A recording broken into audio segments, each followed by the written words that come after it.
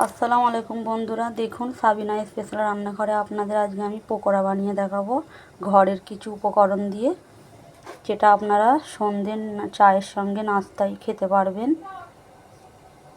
তো দেখুন, এখানে আমি চিকেন নিয়ে নিয়েছি, লঙ্কার গুঁড়ো, সামান্য পরিমাণ একটু হলুদ গুঁড়ো, লবণ আর একটু গরম মশলার গুঁড়ো নিয়ে নিয়েছি। দেখতেই পাচ্ছেন চিকেনটা আমি মাখিয়ে নেব। এখানে আমি নিয়ে নিয়েছি একটু আদা রসুন কুচি, লঙ্কা, কাঁচা মরিচ কুচি আর এখানে পেঁয়াজ কুচি নিয়ে নিচ্ছি। আমি এগুলো সব এর মধ্যে দিয়ে দেবো, দিয়ে এটাকে আমি পুরো মাখিয়ে নেবো। এখানে আমি চালের আটার গুঁড়ো নিয়ে নিচ্ছি, সামান্য একটু ময়দা নিয়ে নিচ্ছি। দেখতেই পাচ্ছেন এই সব দিয়ে আমি এর ব্যাটারটা তৈরি করে নেব।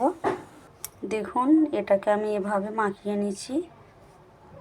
আমি ময়দাটা চালের আটাটা এর মধ্যে দিয়ে দেবো, সামান্য করে করে অল্প করে করে দিয়ে আমি ব্যাটারটা তৈরি করে নেবো একটু ঘনভাবে। দেখুন ব্যাটারটা পুরো রেডি হয়ে গেছে আমার, দেখতেই পাচ্ছেন। এভাবে আপনারাও বাড়িতে বানিয়ে নেবেন।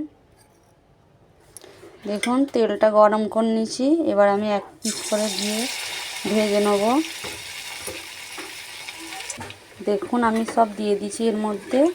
এবার এটাকে আমি উল্টে পাল্টে একটু ভেজে নেব মচমচে করে একদম। দেখতেই পাচ্ছেন হিটটা কিন্তু আমি কমিয়ে দিচ্ছি, নাহলে উপরটা পুড়ে যাবে, ভিতরটা কাঁচা রয়ে যাবে, সে কারণে। তো দেখুন দারুণ সুস্বাদু একটা পকোড়া বানিয়েছি আমি বাড়িতে সন্ধ্যে টিফিন খাওয়ার জন্য। আপনারা এটা কেউ আসলেও বানাতে পারবেন। দেখতেই পাচ্ছেন এটা কত সুন্দর হয়েছে। এটা কিন্তু রেস্টুরেন্টে হোটেলে বিক্রি হলে এটার নাম হলো 65। আমরা কিন্তু এটা বাড়িতে বানাই বলে এটা পকোড়া বলি।